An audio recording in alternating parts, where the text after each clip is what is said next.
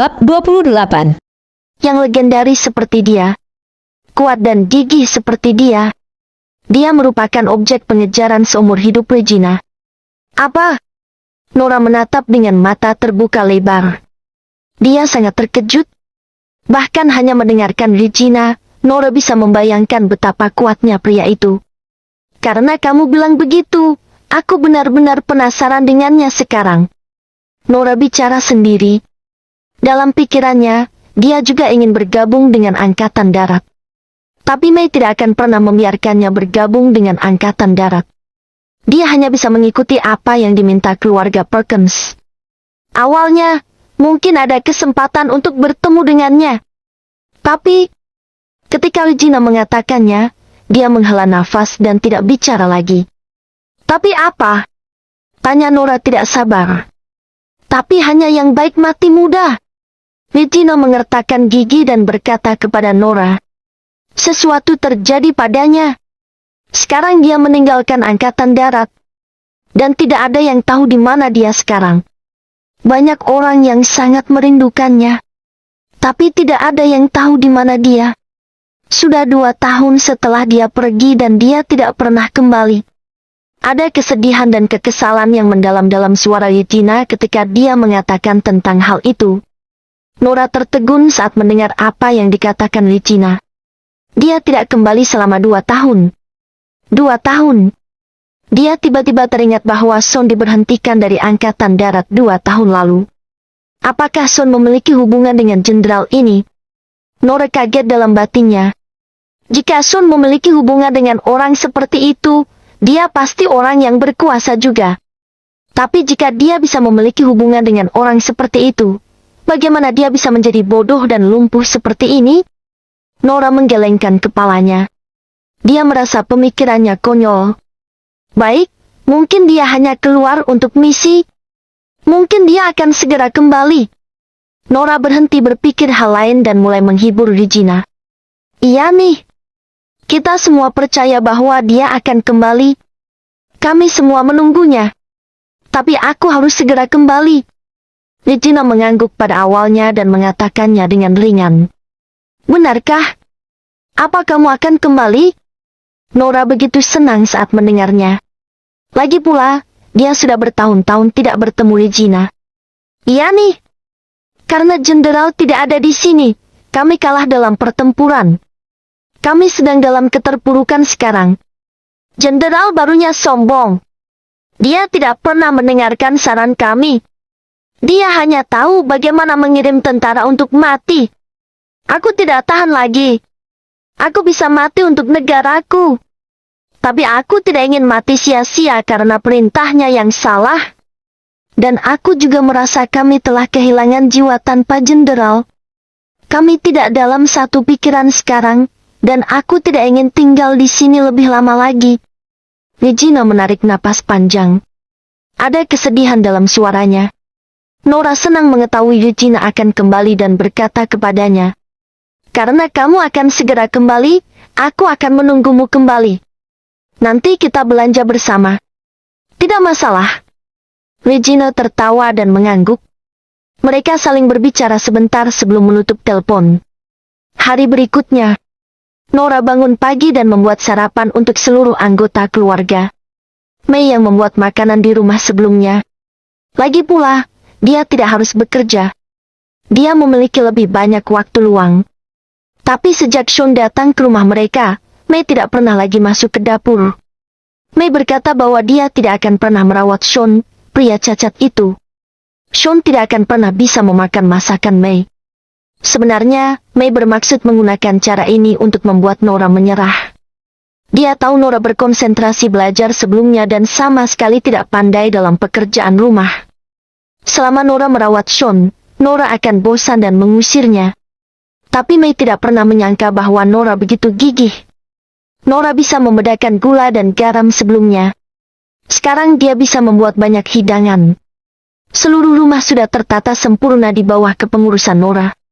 Dan Nora bertahan selama 2 tahun. Mei tidak bisa melakukan apapun selain kompromi. Nora, biarkan aku mengantarmu pergi. Sean menggerakkan kursi rodanya dan berkata pada Nora, Nora mengenakan jas dan akan pergi bekerja.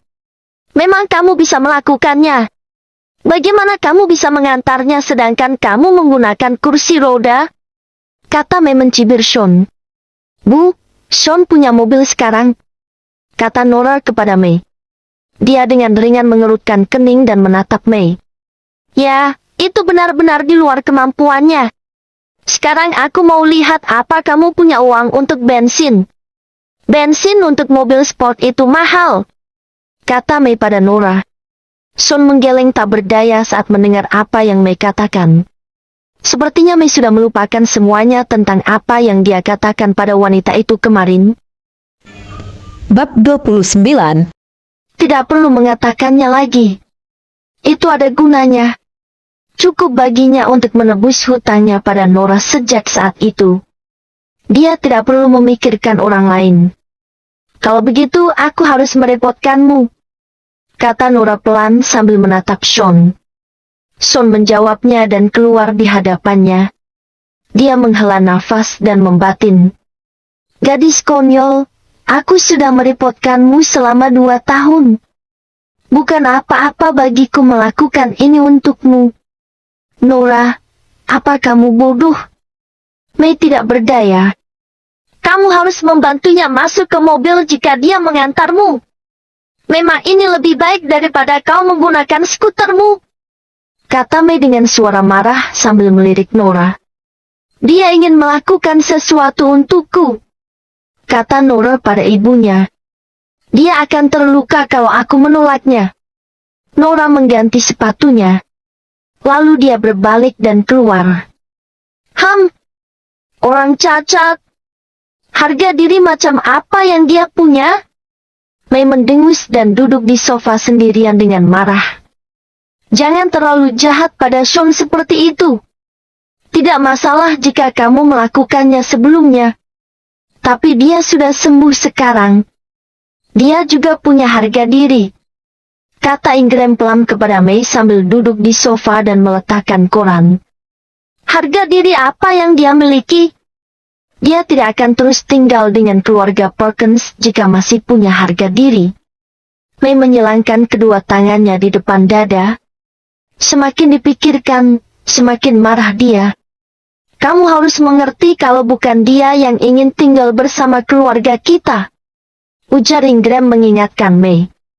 Ayahku bilang beliau memohon sejak lama untuk pernikahan ini sebelum para tetua keluarga lain setuju. Dia mengatakan kepada kita bahwa kita harus menghargai nasib antara dua keluarga. Bukan Sean yang bersikeras untuk tinggal dengan keluarga kita. Kitalah yang memohon padanya untuk melakukan ini sejak awal. Kita tidak bisa mengusirnya sekarang. Kata Ingram sambil menggelengkan kepala dan melipat korannya. Lalu kenapa? Balas Mei. Setiap orang berhak mendapatkan pilihan yang lebih baik, bukan? Mungkin dia memang hebat sebelumnya. Tapi untuk saat ini, dia hanyalah orang lumpuh. Dan dia tidak punya apa-apa. Mei mencibir setelah dia mendengar apa yang dikatakan suaminya. Itu benar-benar membuatnya semakin marah. Kamu benar-benar bodoh. Ingram marah. Ingram mengambil tas kerjanya. Kemudian dia berbalik dan keluar. Di tengah perjalanan, Ferrari merah menyala, seperti nyala api yang menyala, berderap di jalanan. Mereka menarik banyak perhatian dalam perjalanan mereka. Aku tidak pernah menyangka bahwa kamu bisa mengendarai mobil. Kata Nora kepada Sean heran. Nora duduk di bangku penumpang dan melihat sekeliling. Dia tidak bisa menyembunyikan kebahagiaan di matanya. Sean tersenyum dan memutar kemudi dengan ahli. Kakimu. Nora tidak ingin membicarakan hal ini. Tapi dia masih penasaran bagaimana Sean mengendarai mobil. Seseorang benar-benar pandai membuat orang lain merasa nyaman. Keluarga Lemon dari kota Riverfall, mereka pintar.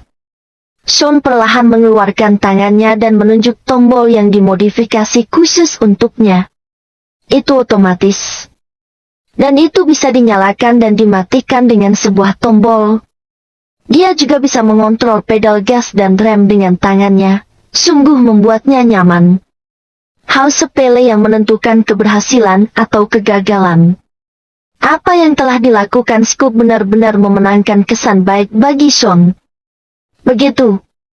Nora melirik Sean. Saat ini banyak pikiran berkecamuk dalam benaknya. Sekarang, Sean meninggalkan kursi rodanya dan mengendarai mobil layaknya orang normal. Meskipun wajah sampingnya yang tegas tidak setampan para aktor, namun tetap jantan dan menarik. Rasanya sangat menyenangkan. Akan lebih baik lagi jika kamu bisa berdiri. Gumam Nora sambil menatap Sean. Sean mendengar apa yang Nora katakan. Tapi dia tidak berkomentar. Itu akan segera terjadi. Dia akan segera bisa berdiri. Sean, apa yang kamu lakukan ketika kamu di Angkatan Darat? Nora penasaran. Aku dengar dari kakekku bahwa kamu sangat hebat. Nora mengingat kembali dan bertanya padanya dengan suara ringan. Sean tidak mengatakan apa-apa untuk beberapa saat. Dia hanya menggeleng dan tetap tidak berkata apa-apa. Dia tidak ingin menyembunyikan apapun dari Nora. Tapi itu hanya akan membawa bencana jika dia memberitahu wanita itu. Aku menelepon sahabatku kemarin. Dia di Angkatan Darat juga. Dan dia banyak bercerita tentang apa yang terjadi di sana. Apa yang dilakukan jenderal terhebat? Tanya Nora pada Sean sambil menyisir rambut di dahinya. Sean mendongak perlahan. Jenderal terhebat. Kenangan sekali. Itu adalah pangkat tertinggi di antara para jenderal di Angkatan Darat. Dia bisa memimpin pasukan seluruh negeri. Hanya ada satu jenderal terhebat di negara kita. Ingatan yang tak terhitung jumlahnya muncul di benak Sean. Juga ada perasaan tidak rela. Itu hebat sekali. Gumam Nora kaget. Jadi Regina tidak berbohong padaku. Pria itu sangat luar biasa. Ketika dia mengatakan tentang hal itu, ada kekaguman dan rasa hormat di mata Nora. Regina. Sean tertegun ketika mendengar nama ini. Regina. Gadis yang melakukan segala sesuatunya dengan begitu cepat dan bersih. Tapi dia begitu lembut di depan Sean. Bab 30. Apakah Regina adalah sahabat Nora? Sean sangat terkejut. Sungguh, dunia itu sempit. Dia mengenal Regina. Meskipun dia itu perempuan, dia sangat tangguh dan agresif. Wanita itu tidak punya latar belakang. Namun, dengan usaha yang tanpa henti, dia melakukan tugasnya dengan baik saat perang hingga naik pangkat menjadi senior. Itu sebabnya dia bisa memenuhi syarat untuk bekerja dengan Sean dulu. Ada apa? Kau kenal Regina? Nora merasa nada bicara Sean tidak lurus, jadi ia bertanya. Sean melirik Nora, berkata, "Tidak, aku tidak kenal dia. Sekarang, dia tidak tahu apa yang akan terjadi di barat laut. Dia bahkan tidak tahu apa yang bisa mereka lakukan padanya. Semua orang yang mengharapkan kematiannya. Oleh karena itu, dia tidak boleh memperlihatkan siapa dirinya dengan mudah." Benar, Regina dia memiliki pangkat yang tinggi di Angkatan Darat. Dengan pangkatmu, bahkan jika kamu pernah bergabung dengan Angkatan Darat belum tentu kamu bisa bicara dengannya. Ucap Nora pelan. Ya. Sean mengangguk, lalu kembali fokus menyetir dan berhenti bicara. Omong-omong, kamu harus memberitahuku. Apa kamu punya uang? Nora menutup jendela lalu berbalik pada Sean. Sean sedikit terkejut, menggeleng pelan lalu tersenyum. Kamu sudah berkecukupan sekarang, dan kita selalu membutuhkan uang untuk apapun. Tapi jika kamu perlu uang, bilang saja padaku. Aku akan memberikannya untukmu. Sean pikir Nora punya masalah uang, jadi dia menjawab dengan serius. Namun Nora menggeleng lembut. Dia juga tidak ingin mengoreksi kebenaran kata-kata Sean. Tik. Nora membuka dompet berwarna biru mudanya dan mengeluarkan beberapa lembar uang. Kamu sudah cukup sehat sekarang, dan kamu butuh uang ketika bepergian. Simpan ini, dan kabari aku kalau kamu butuh lebih. Nora memasukkan uang ke kotak penyimpanan lalu memasukkan kembali dompetnya. Sean tidak dapat menahan rona di wajahnya. Lagi pula, dia tidak pernah minta uang kepada seorang wanita. Jangan merasa tertekan. Anggap saja ini pinjaman dariku. Nora menjelaskan, menyibakkan rambutnya. Dia takut melukai harga diri Sean. Baiklah. Sean tidak menolak. Nora telah merawatnya selama lebih dari 2 tahun, dan Sean belum cukup berterima kasih padanya. Terima kasih atas segalanya.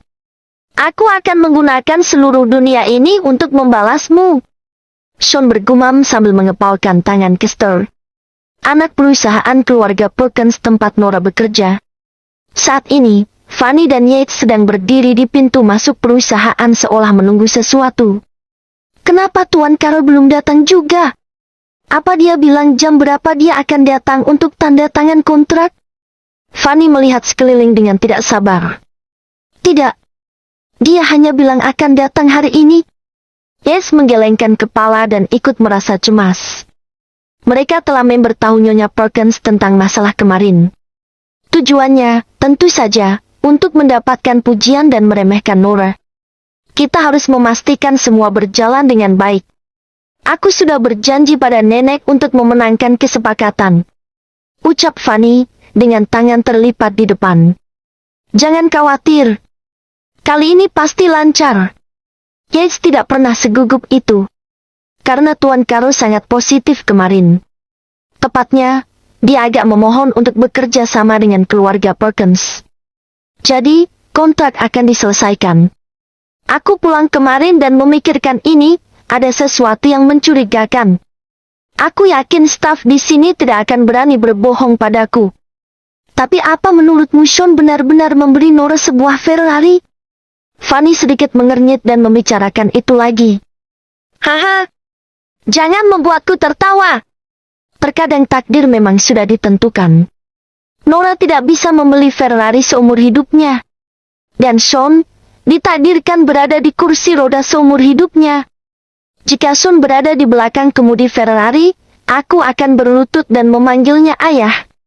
Saat Yates menyelesaikan kata-katanya, dia mendengar suara asing dari kejauhan. Deru mesinnya terdengar unik dan menarik perhatian orang-orang. Tidak jauh dari sana, sebuah Ferrari merah terang melaju kencang ke arah sini. Warnanya merah dan menawan. Dan kendaraan itu melaju kencang menuju perusahaan cabang keluarga Perkins. Astaga! Sedang dibicarakan, datang orang yang aslinya? Siapa pria ini? Mata Fanny berbinar, ia berjalan maju tak terkontrol. Meskipun keluarga Perkins memiliki latar belakang yang bagus, bukanlah hal yang mudah untuk membeli barang seperti itu. Fanny selalu bermimpi menjadi wanita kaya raya. Mobil Ferrari 488, terbaik di kelasnya. Harganya minimal $1 juta. Yates juga tercengang lalu maju dengan cepat. Dia merasa ini pasti Tuan Carol yang datang untuk kontrak. Krek! Ferrari itu mengerem dan menepi di depan perusahaan. Semua orang di sekitar mengomentari mobil itu. Yates dan Fanny sudah siap menyambut Tuan Carol dengan hormat. Tidak lama kemudian, pintu terbuka perlahan. Tuan Carol, akhirnya Anda. Yates memasang senyum lebar di wajahnya mendekat untuk menyapa Tuan Carol. Tapi belum sempat menyelesaikan kalimatnya, senyumnya membeku. Apa itu? Dia melihat Nora berpakaian profesional dan mengenakan sepatu heels hitam dan melangkah perlahan keluar dari kursi penumpang. Wajahnya sempurna, sosoknya yang anggun, ditambah aura dingin yang membuat jantung semua orang berdetak kencang. Sekarang dia berdiri di samping Ferrari. Seorang wanita cantik dan mobil yang menakjubkan, sebuah komposisi yang sempurna. Keindahan mobil yang nyata. Yes membeku seperti boneka, dan mata Fanny membelalak. Mereka tidak pernah membayangkan Nora akan keluar dari mobil mewah. Apa Nora memutuskan untuk berkencan dengan Hawk? Apakah Hawk yang mengemudi? Hampir di saat yang bersamaan, Yates dan Fanny mengalihkan pandangan ke kursi pengemudi. Hanya sesaat, jendela pengemudi terbuka. Wajah Sean perlahan muncul di hadapan mereka. Apa? Keduanya terkejut. Itu bukan Hawk, tapi Sean Lane. Si brengsek yang duduk di kursi roda sekarang benar-benar mengendarai Ferrari untuk mengantar Nora bekerja. Bagaimana mungkin? Kau? Fanny menunjuk Sean dengan ekspresi seolah habis melihat hantu di wajahnya. Nora, masuk ke dalam.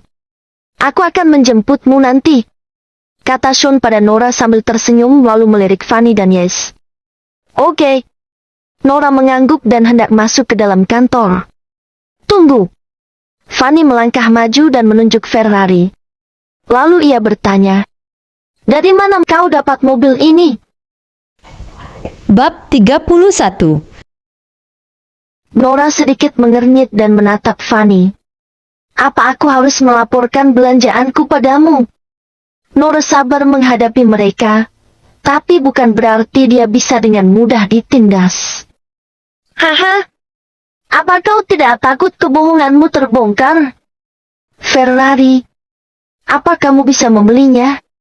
Kamu bicara apa, sih? Jika kamu mampu membeli Ferrari, aku bisa membeli Lamborghini. Fanny mencibir dan melanjutkan. Ayolah, di mana kamu mencuri mobil ini? Itu hanya sebuah Ferrari. Bahkan jika Nora menginginkan seluruh dunia, aku bisa memberikannya. Sean berkata perlahan, menatap Fanny acuh. Jangan sombong. Dia tidak menginginkan dunia. Dia ingin kamu bisa berdiri. Kenapa kamu tidak berdiri untuknya? Yates segera melangkah maju dan berkata, kalau kamu sangat hebat, kenapa kamu tidak berdiri dan meninju wajahku? Mendengar kata itu, Nora merasa malu dan marah. Fanny mencibir dingin. Orang-orang di sekitar juga menggeleng tak berdaya. Mereka berpikir dalam hati. Bahkan jika Sean mengendarai Ferrari, dia memang payah. Saat ini, bahkan Sean pun terdiam. Benar ia tidak sanggup berdiri. Ayo, berdiri. Bukannya kamu hebat. Kamu mampu membeli Ferrari dan bisa memberi Nora seluruh dunia. Tapi kamu harus berdiri dulu.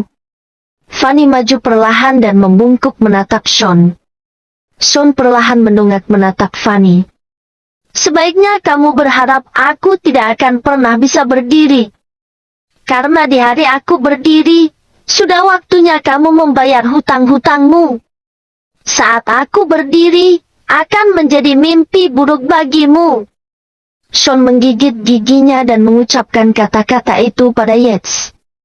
Dalam mata Sean berkilat dingin. Sekarang, aura dingin itu membuat semua orang di tempat kejadian gemetar. Duk-duk. Melihat mata Sean yang dingin seperti binatang buas, tanpa sadar Fanny mundur 2 langkah dan menjadi pucat. Pada saat itu, dia bahkan merasa kematian sedang mendekatinya. Sean, jangan terlalu liar dan sombong. Ada saatnya kamu akan menderita. Aku akan segera menandatangani kontrak penting. Saat itu, aku akan menjadi pahlawan besar keluarga Perkins. Mari kita lihat apa yang akan kulakukan padamu saat hal itu terjadi. Yates menggigit giginya dan menunjuk Sean. Nora, aku pergi dulu. Kalau kamu butuh sesuatu hubungi aku. Sean mengabaikan Yates dan langsung menoleh pada Nora. Nora mengangguk dan langsung masuk ke dalam perusahaan. Sean lalu menginjak pedal gas dan pergi, meninggalkan Yates dan Fanny. Pecundang itu benar-benar punya Ferrari. Yates memandang Ferrari di kejauhan, dengan kilau iri di matanya. Entah dari mana dia mendapatkannya, tapi aku berani mengatakan itu jelas bukan miliknya. Kita lihat saja nanti. Ini tidak akan bertahan lama hingga dia mengembalikannya. Ucap Fanny marah. Dia tidak menyangka Nora memiliki sesuatu yang lebih baik darinya. Sean merajalela sejak dia sembuh. Jika kita memenangkan kerjasama dengan perusahaan Lemont Medicine kali ini, jelas itu merupakan pencapaian besar. Dengan ini, kita bisa meminta nenek untuk mengusirnya dari keluarga Perkins. Beliau tidak akan menolak. Jika Nora menghentikannya, maka usir dia sekalian. Mereka sedang berdiskusi bahwa mereka akan menandatangani kontrak begitu anggota perusahaan Lemont Medicine datang. Dan mereka bisa membawa kontrak itu lalu pergi menemui Nyonya Perkins. Sementara itu, Sean meninggalkan kantor cabang keluarga Perkins dan ingin langsung kembali.